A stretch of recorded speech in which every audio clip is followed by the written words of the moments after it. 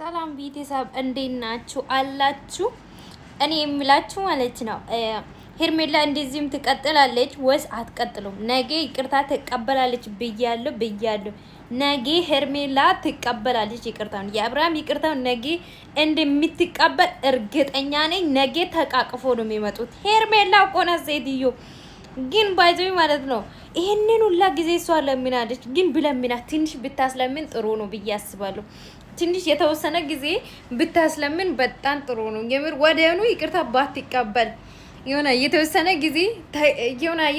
ጊዜ አስለምና ይቅርታ ብትጠይቅ ደስ ይላል። ምክንያቱም አብርሃም ነው ነገም ይሄዳል ወደ ሌላ ሴት፣ እዛኛም ታለቅሳለች ለወርማን ነው። ግን ይቅርታ ወዲያውኑ ባትቀበል ትንሽ ብትቆይ ብታስለምን ትፈራለች እኮ ነገ ይቅርታ ካልተቀበለች እኔ አላልኩላችሁም ወይ ብዬ ነው የሚመጣው ማለት ነው። ነገ ትቀበላለች ብዬ እርግጠኛ ነኝ።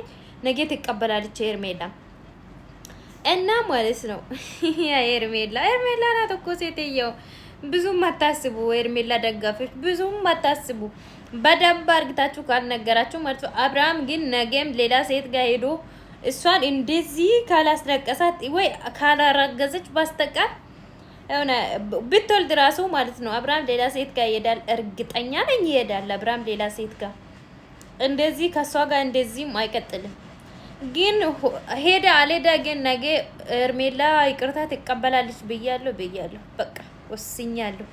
ቃል በቃል ነገ ታላችሁ ሄርሜላ የአብርሃምን ይቅርታ ትቀበላለች። አዎ እሱን ይወቁበት።